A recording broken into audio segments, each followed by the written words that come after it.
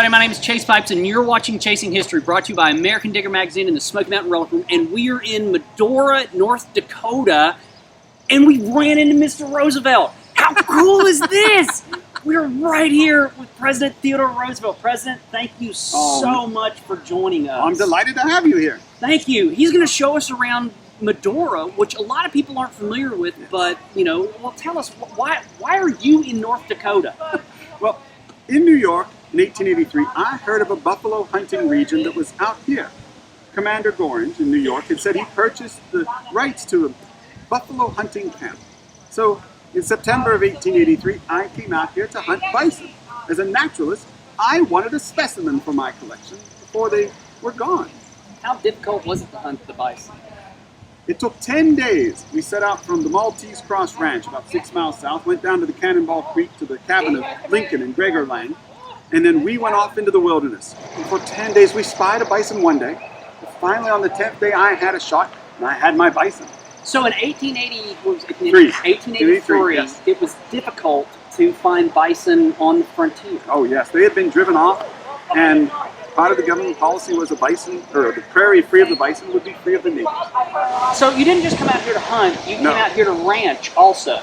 During that trip in September of '83, I asked Sylvain Ferris out at the Chimney Butte, what would it cost to go into the cattle industry here in the Dakotas?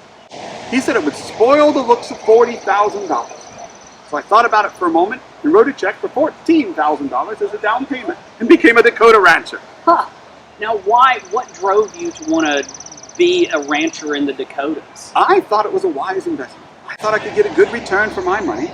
My father had passed a few years before and had left me an inheritance, so I was able to use a lot of that out here to purchase eventually about 4,000 head of cattle. I had shorthorn cattle from Minnesota, some longhorn cattle as well. But, no, I thought this was a good region where you could have the cattle roam freely. It's such a wild thing to think about. You know, you were well known to be an aristocrat from back east, and that's a major, culture change from going from an aristocratic yes. Eastern background to a Western Dakota rancher. I'm interested in why. When I arrived here, the Cowboys were not certain what to make of me. I wore spectacles. I also had and used a toothbrush. That was a very rare occurrence out here. But the spectacles, Cowboys viewed it as a sign of a moral deficiency.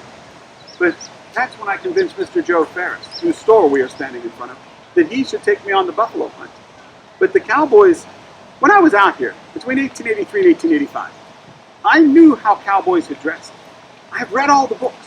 I had a large sombrero, had a buckskin shirt with fringe and embroidery, had a belt with a buckle custom made by Winchester and Company, pearl-handled nickel-plated Colt revolvers with my name engraved on the grip, a sterling silver hunting knife custom made by Tiffany and Company, seal-skin chaps, alligator skin boots, and silver spurs. Wow. So that was much of the Easterner in me. But being out here, I knew this was a region that could help heal. In June of 1884, I came back here after my wife, Alice, and my mother had passed on the same day, February 14th, 1884. Wow. My mother passed in the early morning hours, my wife passed hours later. But I came here because I told my family, black hair rarely sits behind a rider whose pace is fast enough. I wanted to come back to these desolate, magnificent Badlands and outrun the cloud of gloom that had overshadowed. That makes a lot of sense. That makes a lot. And it's an area and a place where you were going to find yourself. Oh yes. Basically. And I've always said these Badlands look like Edgar Allan Poe's poetry sound. That's great. I like that. So we're here in the town of Medora. What's the store behind us? This is the Joe Ferris General Store. And Mr. Ferris was my hunting guide and a good friend. And he eventually opened this dry goods store so that the people of town would have some place to buy things. The Marquis de Moraes, who had come here in April of 1883, had established the town and named it after his wife, Medora von Hoffman, the Marquesa. And he helped with many things in town. He built the Metropolitan Hotel. He built Bob Roberts Saloon, which the boys here called Big Mouth Bob's Bug Juice Dispenser. They served 40-mile red eye. I believe some of that could have been used as paint stripper as well, but wow. No, the Marquesa built the Catholic Church here, St. Mary's. It's the oldest continually in use Catholic church in the Dakota Territory. Really? That's fascinating. Yes, and the von Hoffman House the Marquis built for his in-laws. On the opposite side of town from the chateau, his hunting cabin, as he called it, 26 rooms. Wow. But his cabin is there, his chateau, as the boys called it, and the von Hoffman residence for the in-laws is on the other side of town. Wow. So when you first came here, did you stay in this building? Not at first. My first few trips here, Joe Ferris did not build this, I think, till about 1885. But I would sometimes come into town here, and since my ranch was only 6 miles south, I had a place to stay. But in 1890, when Mrs. Roosevelt and I visited here, this was not a place for ladies in 1890. I called it Wretched Little Medora. I'm so thankful it has changed much for the better for ladies to come now, but we stayed in the upstairs room here. And then Mr. Ferris let us use one of his springless buckboard wagons for the ladies to ride to the Elkhorn Ranch 30 miles north. So my 2 sisters were with us, my brother-in-law, and 2 close family friends. But I would come into town, and one thing I did when I came into town, A.T. Packard ran the Badlands Cowboy newspaper over here. When I came in, I was wearing my Colt revolvers. He asked if I was interested in having trouble with the Cowboys. I said, no, I don't shoot well, I shoot often. And he proved that the Cowboys here shot well and shot often. One threw up 2 cans and hit him with many times with his revolvers. I determined I was not ready to have a gunfight, so I took off the guns, gave them to Mr. Packard, and he would lock them away in the Badlands Cowboy newspapers when I visited town. Wow, that's cool. This is such a cool little town. It is. And the history here is incredible, and especially your history of this town. What I would love to do is would you be up for showing all of us just some of your favorite places in this town? Yes. Some of them are gone from where things change over time. Right. But such as the Badlands Cowboy newspaper, it burned not long after, I think it was 1885. But that was a great loss. But he would publish every week something that you find in many accounts of me out here. But it is delightful to see the von Hoffman, which is now redecorated. It used to be a doll museum for a while, but they redecorated into what the von Hoffman family would have seen had they been here for it. St. Mary's Church, you can visit that. And Chimney Park over here is delight. That was where the Marquis de Moraes had his abattoir, his packing plant. His plan was to process the beef here on the plains, send them east in refrigerated railway cars. Wow. It would have been a great enterprise had he not made many enemies who put those train cars off on side rails and let the ice melt. Wow. And it spoiled the beef. Well, let's talk about the Marquis in a little bit, because it's 2 fascinating characters, because you were both with aristocratic background, yet you took a very American approach, and he took a very, very European approach to dealing with people here in the Dakotas. Oh, yes. Very European, medieval, monarchical. Monarchical, that's the word, yeah. Because he had grand designs to become the monarch of France. And he was somewhere in the lineage, somewhat quite a far removed, but his plan was to raise money here and go back to France and become king of France. That's funny. We'll talk about his demise later, because that's a good story as well. So, all right, well, Mr. President, if you will lead us, let's go check out some cool stuff. Yes, let's go. You guys ready? Let's go. All right, so Mr. President, tell us about this house that we're behind right here. Yes, this is called the von Hoffman House. This was the home that the Marquis built for his father-in-law and mother-in-law. He only stayed there, I think, once maybe. Now, the Marquis is a character that we keep hearing about again and again, and I'm dying to know more about him. Can we go in the house and talk about it? Yes, we can go in. It's open. It's a free admission. Come on in. All right. Okay, so we're here in the house. This house was the where the mother-in-law to the Marquis lived, and we've heard the Marquis's name a whole bunch. So what's going on with this Marquis dude? Why is there a Marquis in North Dakota?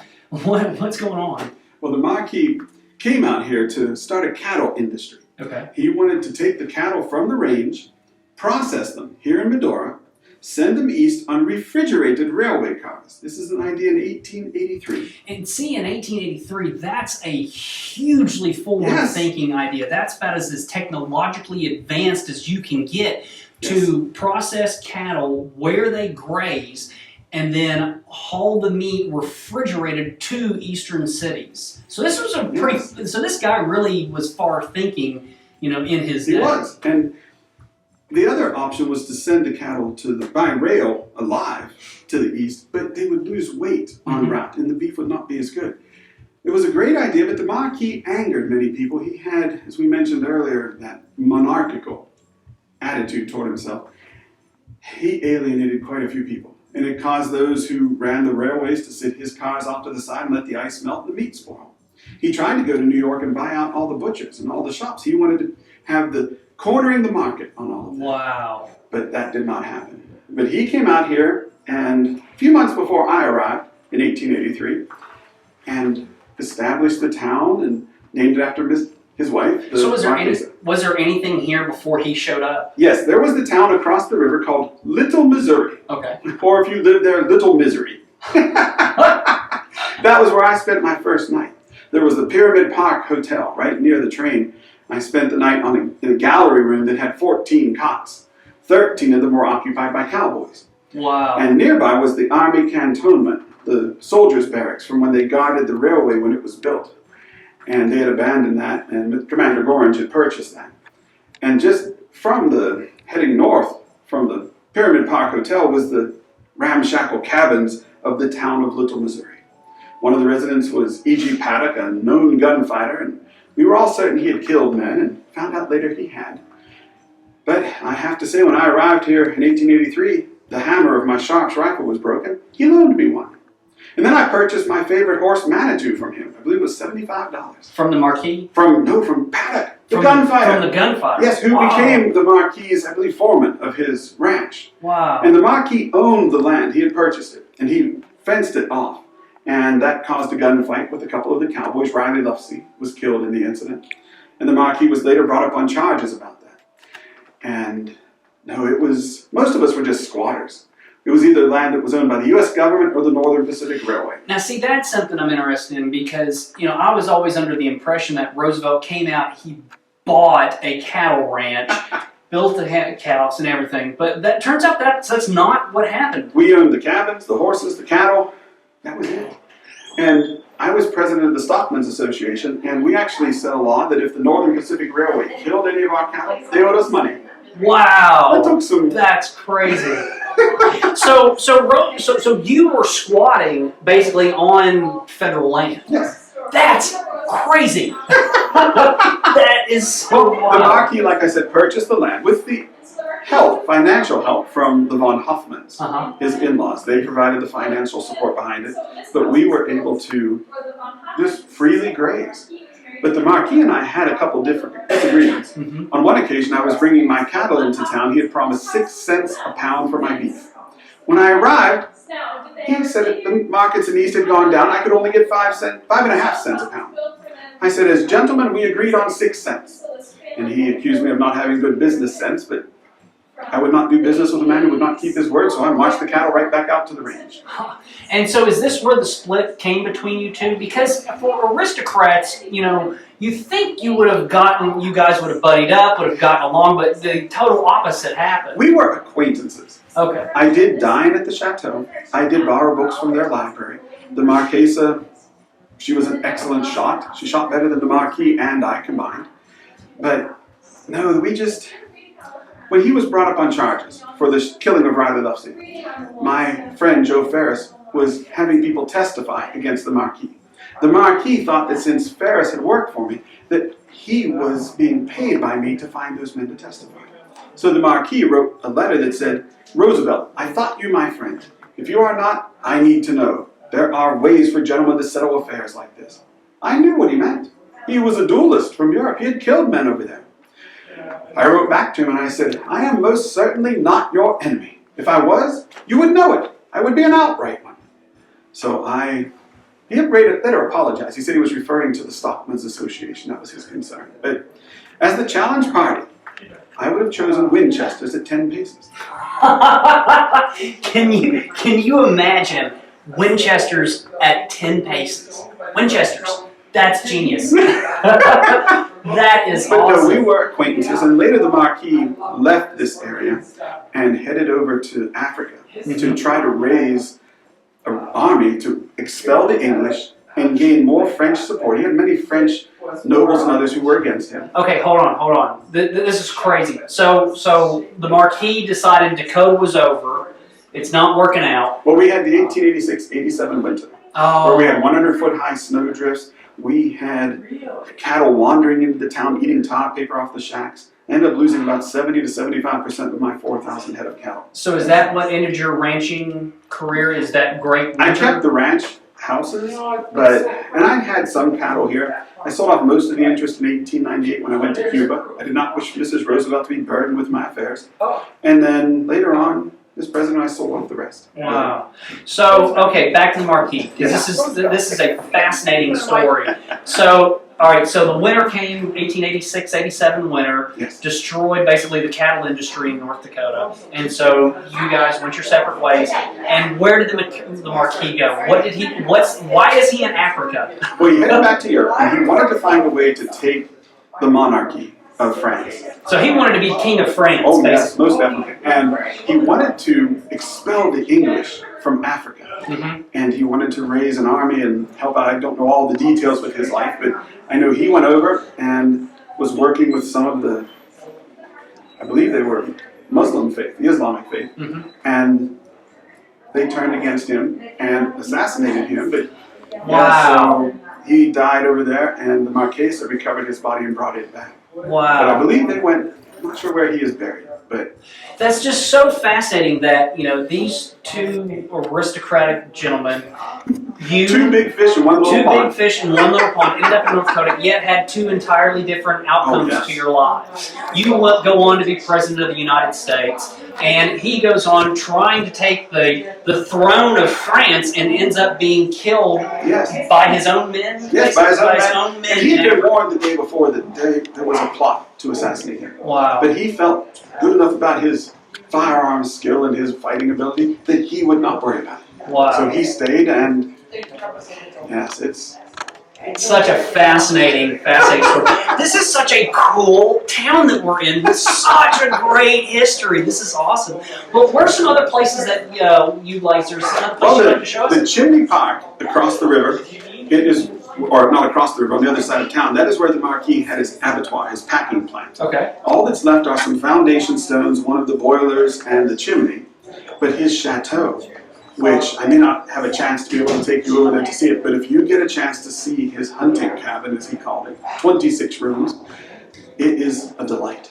Right. It is still in the original spot, still an original house with the original furnishings the Marquesa brought, and the family left many of those here. Wow. And in, I believe, the 1930s, during the CCC time, the boys were digging around and found the wine cellar that the Marquis had with many very rare and expensive wines. And some of those, I believe, may have been consumed at that time. I'm not certain. I wasn't there, but I've heard stories and rumors. You know how those can go. Well, let me ask you this. Do you have a place where we can sit down and finish up our episode? Yes, we can go over to the old Town Hall Theater. Well, let's go check it out. Come on. We are here with Mrs. Edith Roosevelt. Thank you so much for sitting down with us. Oh, you're very welcome. We appreciate it. I've got a few questions for you. What is it like being the First Lady to such a rambunctious president? Well, it has often been said that I was the calm to Mr. Roosevelt's storm. And indeed, our personalities were quite different. I am much more reserved and private, while he is not. And I believe we complemented one another in a very good way. How so? How do you guys complement each other? Well, he sometimes needs a bit of restraint. He might spout off something or get prepared to send a letter, but I will review it and suggest that maybe a few changes could be made to temper it just a bit.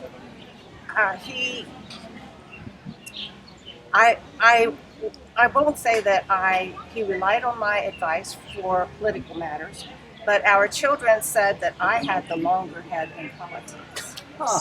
And I was certainly a better judge of character than Mr. Roosevelt. And I would advise him quite often to watch out for this or that person, that they didn't have his best interest at heart. That does sound like an important role for not only a first lady, but for a partner in life. Yes. Yeah.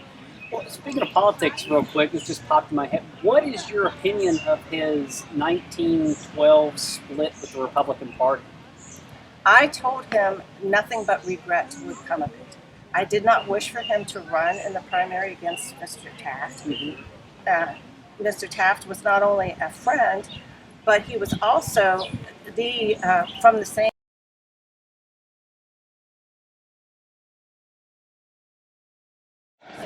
who had pledged his support to Mr. Taft. So it caused quite a bit of difficulty in our family because Alice wanted to support her father rather than her husband, who was supporting Mr. Taft. So that was quite a difficult time. Quite honestly, up to that time in my life, it was the saddest year of my life. Really? We had lifelong friends who were Republicans who were quite angry at Mr. Roosevelt. Do you think it was pride that made him want to run for that? Well, it wasn't technically a third term, but you could call it a third term. I think it was more frustration with Mr. Taft and the more conservative part of the Republican Party. And Mr. Roosevelt was a progressive through and through. And our son-in-law, Congressman Longworth, was not, and Mr. Taft was not.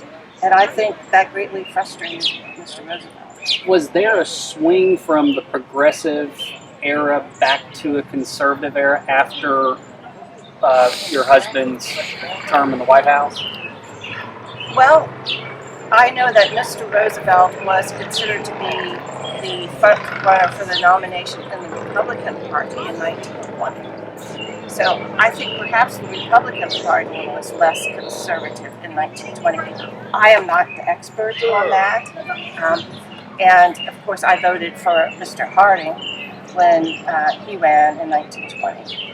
Okay. I was just curious. It just popped in my head. So let me ask you, one thing that fascinates me about you is the work that you've done in securing the historical, say, national treasures of the White House and of the presidency and setting that standard. Could you talk a little bit about that work that you did? Well, as I said, when I was a young lady, I visited the White House and I was just in awe of the history that was there and thinking about the great people who had walked those halls, like President Lincoln. So it was always important to me to preserve that part of the history. And I have always loved antiques and enjoyed collecting things. And not everyone has an eye to snoop in an antique shop. One needs to know what one is looking for. Well, there were antique shops back then? Yes. Wow. Fisher's was my favorite in Washington, D.C. Found many treasures there. And so I naturally had a love for preserving things. And when I entered the White House and discovered the haphazard way that had been done previously, I knew that something needed to be done about it. It wasn't a time when women had political causes. First ladies did not. But that was something that I could do. What was the typical role of a first lady before you came into the White House? Well, my predecessor, Mrs. McKinley, was so ill most of Mr. McKinley's presidency that they entertained very little. But typically, that would be the chief duty of a first lady, would be to host entertainments and dinners and frequent receptions. I hosted a weekly tea for senators' wives. And nothing was ever purely just social in Washington, D.C., you understand. Mm-hmm. Yeah. So getting back to your work on preserving historical treasures, you set did you set anything up in place that was then followed by future first ladies? Yes, as far as the inventorying of the White House furnishings. And that was the first time that had ever been done? Yes. And so the first time that the White House ever inventoried its furniture was under your direction? That is my understanding. And it is awesome. It was partially done through, I believe it was the Public Works building director or some such title as that. There had to be someone who would make certain that things weren't removed ever again. And I understand that decades later, Mrs. Kennedy worked very hard to try to find pieces that would be appropriate to be returned to the White House. Not always that they could document had been there before, but just that they were the right sort of pieces that had been there to try to help replace what had been lost. Wow. That's such a great, especially, us living today, that's such a great, thing to give to us in the future, these historical treasures that were scattered in antique shops all across D.C. I mean, the story of, can you share with us the story of the China cabinet, where you put the dishes together from all the different administrations? Yes, I set out with the goal of collecting at least one piece of china from each previous administration. Not every president and first lady would select an entire group of place settings. Some only had a few pieces here and there, but I wished each administration to be represented. But often after they would leave Washington, the china was sold off at public auction. And Mr. Roosevelt and I felt strongly it should remain the property of the American people. So we had the cabinets installed in the public foyer to display the china. And I had one caveat, and that was that we would not purchase any china to go in that display. It needed to be donated. Because I felt it was not only a work of history, but a work of patriotism. And we should not have to pay to get back what was ours. Wow, that is such a great perspective, and a very honorable one, and one that shows the responsibility not only that you took up, but that other people, other American citizens should have and should feel to the artifacts and the history of our nation. That's a great perspective. That's fully on you. No, That's thank great. you. That's Thank great. you. Well, let's do this. Let's break character for a second, and will you introduce yourself? My name is Julia Marple. Okay. And I've been portraying Edith Roosevelt for 13 years. With your husband, Larry, who yes. portrays Mr. Roosevelt. Yes. What is it like being a portrayer of such a great historical figure as Mrs. Roosevelt? It is daunting, simply because there are so many Roosevelt aficionados out there. Mm-hmm. People come to our programs and they may have already read several books about the Roosevelts. And so it's always important that we give correct information. We feel very strongly about that. And it's a responsibility to the legacy of the Roosevelts. And I also feel a responsibility to Edith, because she has sort of become a mentor to me. So we're sitting down with the President of the United States, Mr. Roosevelt. Sir, thank you so much. Oh, you're welcome. And you've showed us around this town. This is an incredible town, and the history that's here. What is it that you feel you get the most out of Dakota? The solitude and the healing that's here in these Badlands. Is that important to you? Yes, I said the romance of my life began. And this is the area that helped me recover from the loss of my wife and mother on the same day. And working with the people here, the generous nature of the people here. From E.G. Paddock, who was a known gunfighter, who loaned me the hammer for my Sharps rifle. You would not expect that from a man who was a known killer. Right. But the people here, you could work with them, you could understand. They just had a very simple and hard-working standard of living that I said in 1910 when I was in Fargo. I never would have been president had it not been for my experiences in North Dakota. Well, let me ask you this on that note. What is it that you learned here in Dakota that were invaluable lessons or tools that you took with you as you were president? That ethic of hard work. Ours was the joy of living and the glory of work. And I learned to be able to relate to men. Growing up in New York as I did, with a rather wealthy family, I was not accustomed to the rather rough men. But here, I learned to accept each man and make sure that each person got a square deal. Because I wanted the straight, fair for each one. So, what always impresses me about your presidency is for the first time, really, and I don't even know if you can call Jackson that man of the people, but it was really the first time when you really had a leader who was for the people. And that's just amazing. And that's one of the things I love about your presidency so much. When you were president and you would return here to Medora, what was the reaction of the people? I would be called, "Hello, Teddy."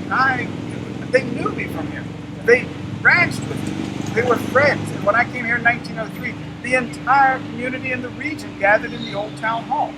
We had a great photograph taken, and some of that photograph is usually cut down. When you see the entire one, I'm not certain the lens that man used, but it captured everyone. Wow. But they greeted me as one of their own. And they knew that I valued each one, that I did not look at one who may be wealthy and one who may not be. Everyone was the same to me. I did not care. And I would work with them. And it's the way we had at the White House in 1907 when I would open the doors on January 1st and have everyone who was, they had no advertising on themselves, so they could not promote their products or whatever. But they would come through and I would shake hands. And I set a world record on January 1st, 1907. How many hands? Oh, it was almost, I believe, about 8,000. Wow. I lost track. Crazy. Now, let me ask you, as president, what do you think is the most important message? Let's say this. Let's say you are looking ahead to the 2000s or the 2010s or the 2020s, way in the future. What kind of advice or message would you give to those Americans living far off in the future? What is something that you hope they will learn, or that they can learn from your presidency or your life? Yes. Oh, well, there are many phrases that I'm credited with saying. One is do what you can with what you've got where you are. And I also want to make sure that people treat each other so that they get a square deal. There's making sure everyone is treated fairly. Don't look at someone and think of how you could use them to get ahead. When I was police commissioner in New York, my friend Jacob Reese said, if I keep acting the way I am, I might become president.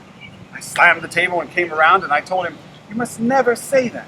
If I worry about what my decisions in the future would bring, I will not make the right decision now. I used a strong moral compass that I had that would guide me into my decisions. So whether it was right for my party or whether it was right for my future political career, I did not care. I wanted to do what was right for the people at that moment.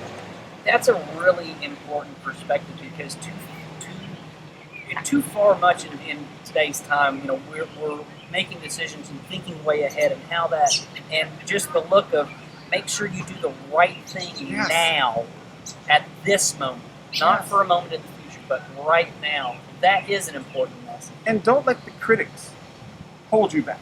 You may be criticized. I was criticized throughout my political career, but when I did what I felt was right for the people I was serving, that's when I felt I was successful. And so in 1910, it's the Sorbonne, when I gave the Man in the Arena speech. It is not the critic who counts. It's not the man who points out where the strong man stumbles or how the doer of deeds could have done them better.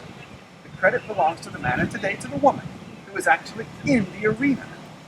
I think that's the point that we can send to the far off future, especially when it comes to, we don't need to be worried about these critics who are not in the arena. Yes. The only thing that matters is the man or woman who are in the arena, fighting for what they want, what they believe in, what they want to see achieved. Not some critic, or as armchair, what have you.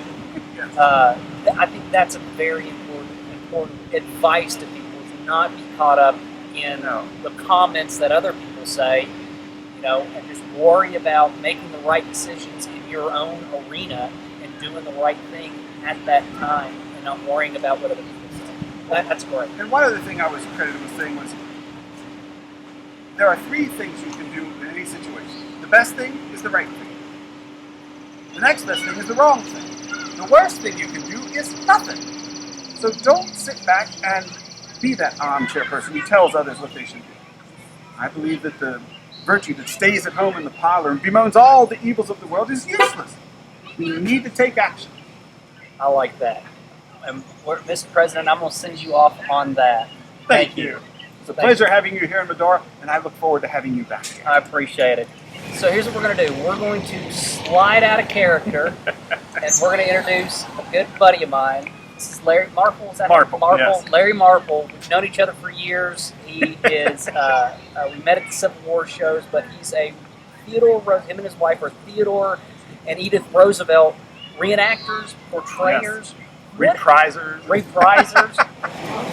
What made you want to choose to portray Theodore Roosevelt. I mean, you do look a lot like him. It is insane how much you look like Roosevelt. Thank you. It's great. Well, when we first started, let me back up. I'm an elementary school teacher, and I started in 1990, and in 2008, I'd had a goatee and I shaved it. One of my third graders at the time said, "You look like Theodore Roosevelt." Well, my wife Julia and I had met at a Civil War ceremony in Springfield, or Civil War reenactment in Springfield, Ohio, and married in a Civil War ceremony. I know I'm trying to get the words right now. And on the site where we met, at an 1826 house called the Cradle House. So we met in the Civil War. She worked for an 1880s living history farm. We've both been passionate about history forever. And then in 2008, when one of the students told me I looked like Theodore Roosevelt, one thing led to another. So we went from the 1860s to the 1880s all the way up to 1900. But it has been such an honor to portray Roosevelt. We've had the honor of portraying him from Seattle, Washington, down to Houston, Texas, up here each summer. This is our 8th summer here. And in Washington, D.C. at the Theodore Roosevelt Memorial Island, at Sagamore Hill for Christmas in 2019 with the National Park Service. And much of that is due to the gentleman here who portrays Theodore Roosevelt, Joe Week. He invited me out in 2013 to try out, and he is such a good mentor and a good friend. And I would none of either one of us would be where we are without him. It is. He always says, iron sharpens iron. He has sharpened us. Our first 3 performances at the old Town Hall Theater here. He sat in the audience and wrote a critique. Something people would pay thousands of dollars to have someone do. He did it as a friend. Wow. And he had never watched anyone portray Roosevelt, only the motion pictures of Roosevelt. So, Wow. But that dramatically improved what we did. And then every year we have a gathering of Roosevelts. And so we try to sharpen each other with that. And it just, and being here, once you get the little Missouri in your veins, it's portraying Roosevelt before coming out here. I would picture these Badlands because I knew how important they were to Roosevelt. But being here, you can speak with much more passion once you've experienced Little Missouri, when you've experienced seeing a burning coal vein, when you've experienced riding a horse in the Badlands. It just... What amazes me is like that, you have to come out to there's something about coming out to the West. In order to understand this man who the West was, an Easterner who the West was so much a part of, you yourself as a portrayer have to come out and venture and experience the West in order to really capture the person. And you do. It's watching you answer people's questions, and just you're so sharp. You and your wife as well. You guys are so sharp at capturing just the nuances that historians like me have read about, and seeing you do it is just awesome. How much study goes into something like this? A lot. Yeah. We have read all the Edmund Morris's 3 trilogies, the 3 books, The Rise of Theodore Roosevelt, Theodore Rex and Colonel Roosevelt. We've read David McCullough's book. We've read the Douglas Brinkley's book, Wilderness Warrior. We've read Roosevelt's his autobiography. I heard he's hard to read. There are parts of it. The autobiography is interesting because he leaves out the parts of his life, the painful areas. Yeah. But when you read, like Hunting Trips of a Ranchman, and especially if you want a hard read, the Naval War of 1812, if you want to know every gun of every caliber that was on every ship in that war, you've got it. But it's you get such a sense for the person when you read their own writing. And like with Julia portraying Edith, which she gets upset when we were saying that she is the best Edith in the world, the most knowledgeable, and she's over there shaking her head at me now. But well, I agree. She does a phenomenal job. But the research, she loves to look back at the newspapers. Yeah. And just to hear what people were saying, and read some of the reports. And then it's fun because you get different perspectives. And you have to be careful. With any historic figure, you have the people who think he walked on water. Then you have to think he was the devil incarnate. So you have Henry Pringle, who thought Theodore Roosevelt was evil. And you have Herman Hagedorn, who thought Theodore Roosevelt walked on water. The truth is in between. And that's why I like with Edmund Morris's series. He gives footnotes where you can go back and research the original sources that he cites. And you can read. And there's so much published by Roosevelt. The letters to his children, his diaries from when he was a young lad, clear up through, and then, just so much out there. The White House gang, sorts of people who knew him. And when you read that, you get a sense, and then portraying him, it sounds strange, but we try to make those memories our own. So when we're sharing the stories, it feels like it really does. I joke that I'm laying the groundwork for future schizophrenia, or I'll be the arsenic and old lace Theodore Roosevelt at the home someday, charging up the stairs. But we have to, for me, and I'm not sure how each portrayer does it, but for me, I have to look at it and say, okay, this is what it felt like. There's a part when we do a program on the town hall stage where she mentions the troubles that the families went through while the boys were down in Cuba. And she quotes the 93rd Psalm, or 91st Psalm, yes. I knew I'd mess that Psalm up on it. But 1,000 shall fall at your side and 10,000 at your right hand. And when she recites that, I go through a ritual each time of saying Alan Kaepernick, Hamilton Fish, Bucky O'Neill, three of the main men, along with others who died there, but those three that were so impactful at Roosevelt, to try to make me feel what he would have felt upon hearing them. Because I'm sure he thought of those boys every time. You mentioned the Spanish-American War. He was a man who felt deeply. And I just want to be able to honor that and to portray him with integrity, portray him the way he did. And when you mentioned the questions, if we're ever asked a question that I don't know, I'm honest about that. I like the questions where we get, do you remember hunting with my great-great-grandfather? Theodore Roosevelt hunted with hundreds, maybe thousands of people, but... Did you get that from people? Oh, we do. We've had a number of times where people, do you remember staying at my great-great-grandfather's cabin? Wow. That's great.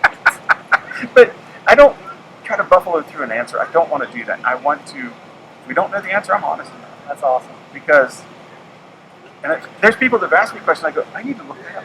Because that sparks you to further research when you understand someone.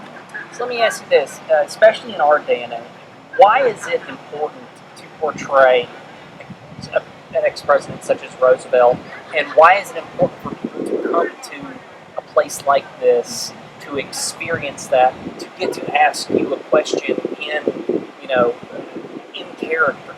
Why is that important, especially as us as Americans? I think a lot of times we take historic figures and we put them on pedestals. And we instantly think, oh, they were perfect.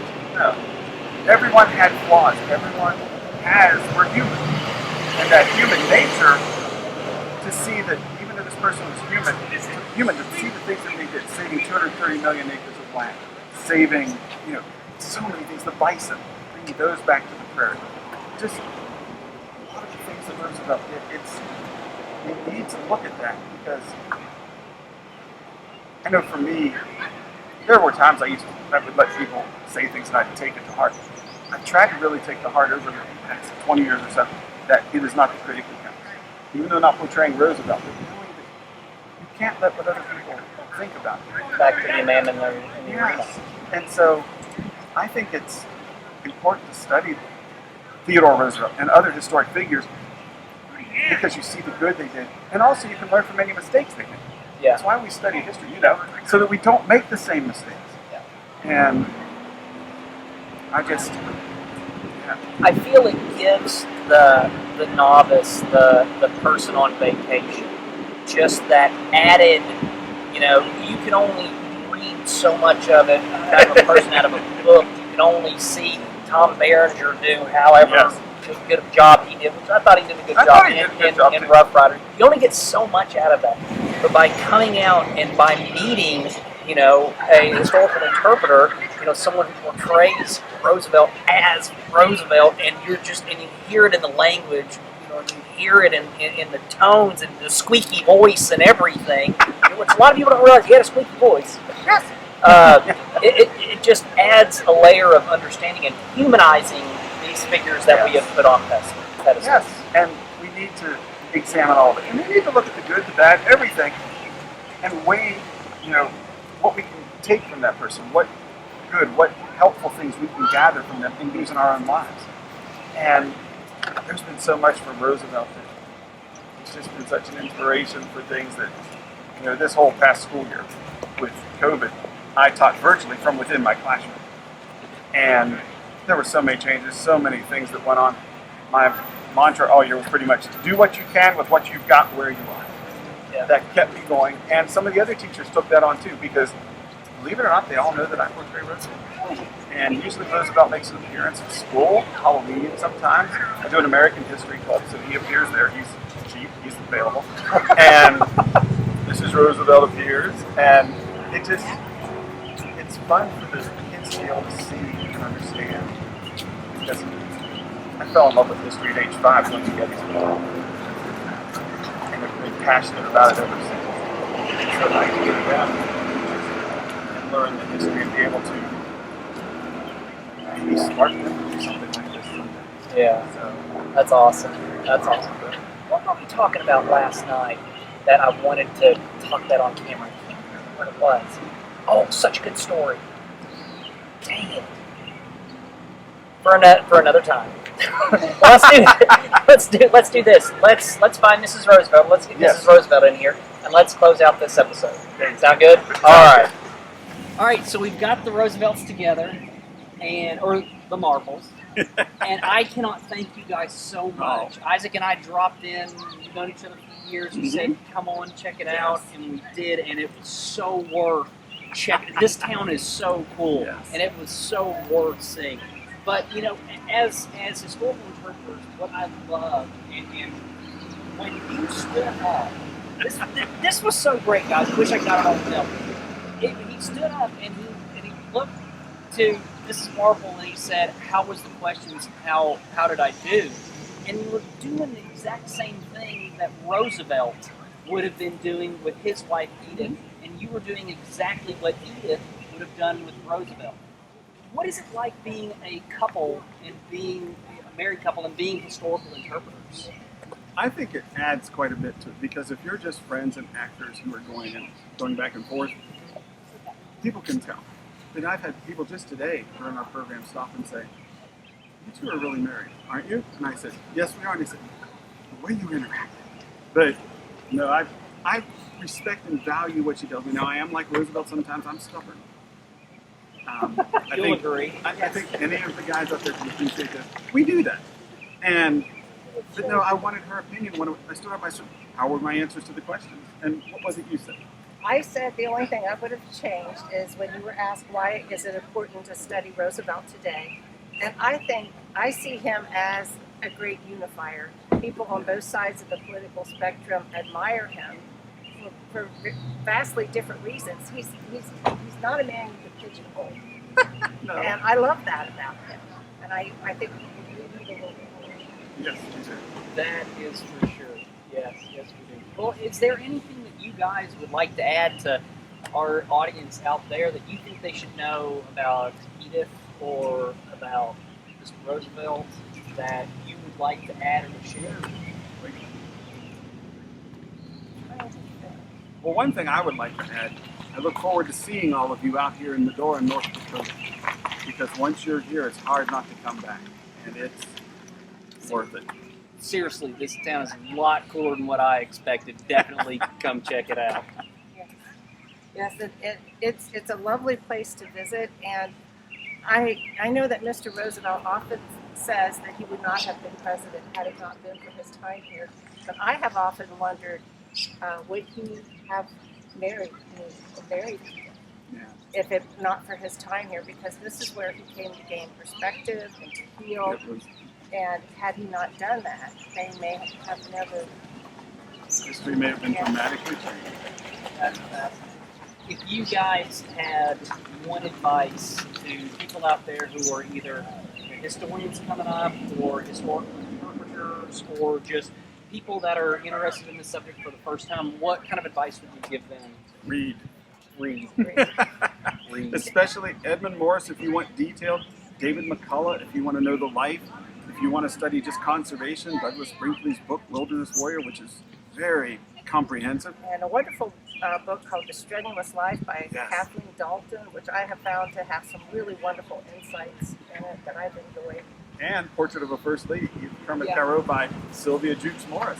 Yeah, I was going to ask, what are some good resources that people can find? That's the main one. Unfortunately, Edith burned most of the correspondence between her Really? and Oh, Theodore. Yes. So, but What was it with women of that era and earlier who would burn their correspondence because Abigail didn't do it, but Mrs. Washington did it, and several other famous people did that. Edith was very private, and after she noticed that after other people, famous people passed away, their letters were published, and she just thought it was terrible. And it hurt, well, Theodore Roosevelt in particular, when John Hay, his letters were published. He thought they had a great relationship. And then he read some of the correspondence and realized that John Hay had said a few things that were very critical to TR, and it hurt. So she realized just how hurt people could be by what you write and what we preserve. But her letters, Edith's letters to her sister and to other people survived. Yes. And so we have that. But we don't really have the full knowledge of the relationship as much. So when they were courting, the letters that were back and forth, that there was were that just a one. couple That one that you found that says the quote that you must take me west one day, or I shall repent. All my life of never having seen the place my dearest is so fond of. Yes. Wow, that's cool. But we wouldn't have that if that letter had been burned. Yeah. But there's certain ones that he had saved, and other families saved some too. And TR was good for writing his letters for posterity. Yeah. I think he knew some of some of these them would be, yes. Yeah, that's cool. Well, if anybody wants to get a hold of you for questions or anything like that, where can people get a hold of you guys? We have a website that's troosevelt1904.com. We also have a YouTube channel with that, and there is an email address on there, troosevelt1904@gmail.com. But yes. Good place to get a hold of you guys. Oh yes. Perfect. And we answer the emails, and she makes sure I do, because she's like, "Have you checked those today?" And I. Yes. Well, that's awesome. Thank you for being here. so much for Yes. coming on and Very doing this. welcome. Thank Very you welcome. so much. And thank you guys out there for watching this episode. I know it's a long one. I couldn't help it. The history's too awesome. You'll get over it. But this is a great place to come check out. And this is a fascinating period in America's history. This is the era that America was born. And this is the president that took took America onto the world stage for the first time, was this guy. It's definitely a history worth checking out and reading. So we hope that you guys will learn more about Roosevelt and learn more about Edith as well. And if you guys want to get a hold of us, you can find us at the Smoky Mountain Relic Room, because that's what this is. This is Chasing History, which is the educational arm of the Smoky Mountain Relic Room.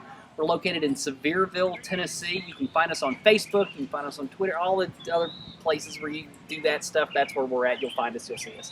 So be sure to like and subscribe and comment to our episodes. That would be huge.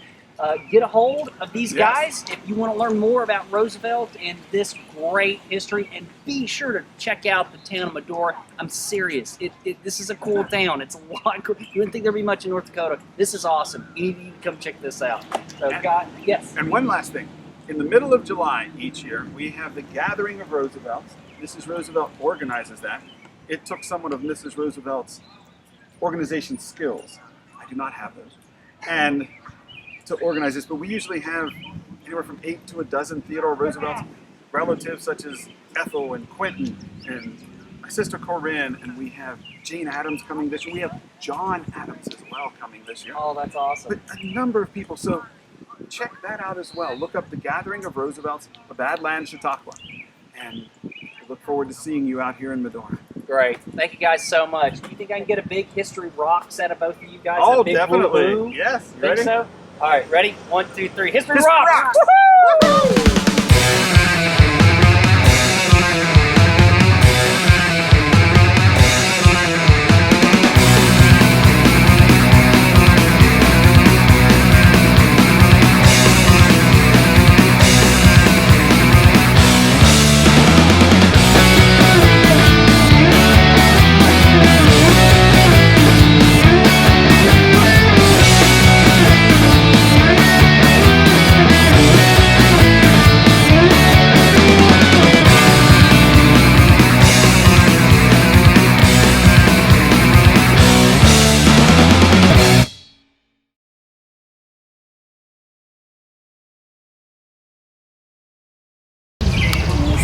in the early morning hours of September 14th, President McKinley died.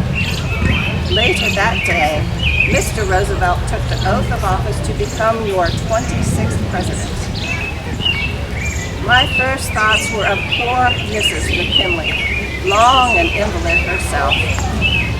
And then I realized that I would never again be without fear for the safety of Mr. Roosevelt.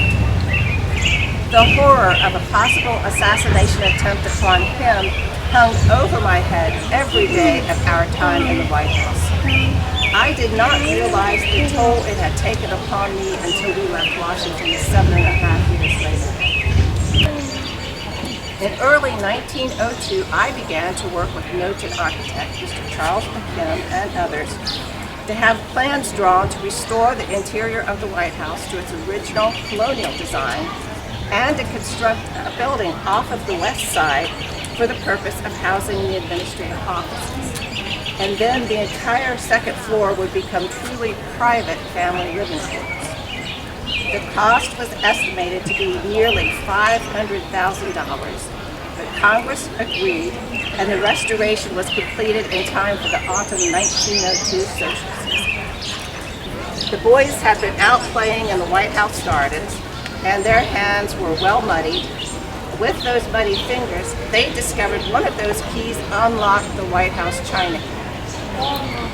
They rearranged every piece of china, every label, smearing the china and the glass cabinets with mud in the process. Worst of all, it went unnoticed by the White House cleaning staff for 10 days. Quentin later admitted that he crept down to that hallway every morning just to see if their deed had been discovered, and when it had not, his mirth only increased. I shudder to think of the many people who passed by that muddy spectacle. The boys were watching the workmen work on the south fountain. The water had been turned off so that the fountain could be worked upon. The boys sat from sunrise till noon asking the workers 1,001 questions. Finally, the workers were so frustrated that they said, "All right, boys, you've asked us enough questions, now go away." While Quentin, being the son of the president, felt that he should not be spoken to in such a manner. So he took the White House gang to where the pump house was, where the lever was that turned on the water. The boys were unable to make the water come on. They tried, but it was rusty. Then Quentin said, "Let us use the old Navy tactic of," ladies, I apologize for this, "the old Navy tactic of spitting on the gears to lubricate them, and then we will count to 3 and say a curse word and make the lever go on." They did. The count of 3, the lever went to the on position. The boys rushed out of the pump house. They could hear the water racing through the pipes, heading toward the fountain. The workmen were just sitting down to eat their lunch. The lead workman was sitting on the fountain head. Yes, all of a sudden, a great geyser of water shot the chief workman about 10 feet into the air. He slammed to the ground. The other men were knocked off of their feet. The White House gang knew it was time to make an exit. They headed to the White House. The most dangerous pet at the White House. Oh, There was only one that Mr. Roosevelt was afraid of, yes. and that was Eli the macaw. His beak were like steel pincers. You'd lose a finger. The other bird he loved. Oh, yes. Loretta the parrot, she would yell, "Hurrah for Roosevelt!" Ah, my version of how the teddy bear came about. It was a failed bear hunt. Yes, but in the longer version, which Mrs. Roosevelt was just shocked that I did that. She usually thinks I can say in a paragraph what could have been said in a sentence. I try to live up to that. But it was 1902 in November. I was down in Onward, Mississippi. I had been invited down for a picnic and a bear hunt. You cannot have both successful. We had neither.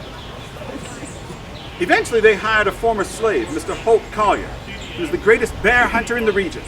He said, "I will get a bear for you to shoot, Mr. President." So on the appointed day, he sat my friends and I at the edge of a field, and Mr. Collier went off with his dogs. And we waited. And we waited. I am not a patient man. I do not like waiting, so I left. Not long thereafter, a bear went right through that field. Mr. Collier cornered the dog in a swamp. He hit it over the head with his rifle, then tied a rope around it and held on to that, had a man hold on to it. Then they sent a runner back to camp and said, "Mr. President, there's a bear to shoot." I grabbed my Winchester rifle and went running out. But the scene I came upon would have been murder. It was not a fair chase hunt, as it should have been. So I said, I will not shoot that bear. Well, we had reporters with us. I always enjoy having reporters with me rather than against me. Yeah. So they sent the news back to their papers, and a man named Clifford Barrett drew a picture of it. But he did not draw a 250-pound female bear as she was. He drew a baby bear. And the title was Drawing the Line in Mississippi. That spread across the nation, and toy manufacturers such as Stife and others who had been making stuffed bears started calling them Teddy's Bear. These riddles. This one is from 1863. Some of the riddles have obvious clues within them, but some of them you have to think a little deeper. For this one, there's obvious clues in it. A shoemaker makes shoes without any leather, with the 4 elements put together: fire, water, earth, and air, and every customer takes 2 pairs. What am I referring to? The shoemaker makes shoes without any leather, with the 4 elements put together: fire, water, earth, and air, and every customer takes 2 pairs. Sole? There is a kind of like that. Ooh. What was it? Moccasin? I'm not certain. What do you think?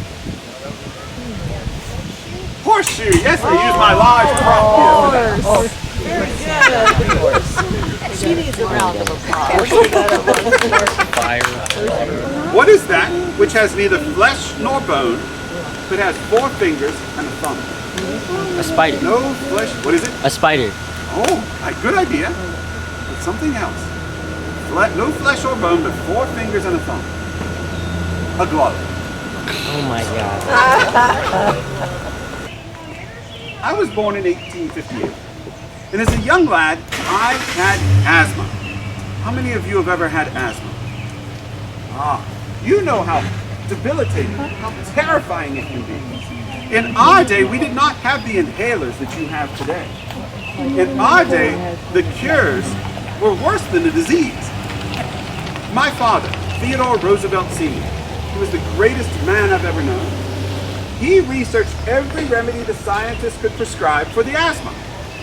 One remedy that was recommended was smoking an entire cigar at one sitting. It was thought to invigorate the lungs with the coffee. Another was sipping cups of black coffee. I'm not certain if that worked, but I now drink a gallon of coffee a day. I was able to conserve over 230 million acres of land. I wanted our future generations to enjoy Crater Lake, Mesa Verde, Platte National Park, Sully's Hill here in North Dakota, among others. I established 5 national parks, 18 national monuments, 150 national forests, and 51 federal game preserves. I knew how to control this. I could not control my daughter.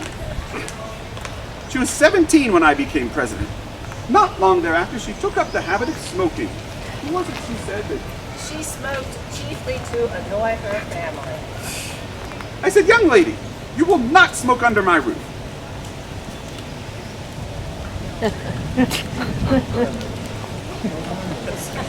We went to the roof of the White House with her tea and her cigarettes. When I spoke to her later, she said, Father, I was not under your roof.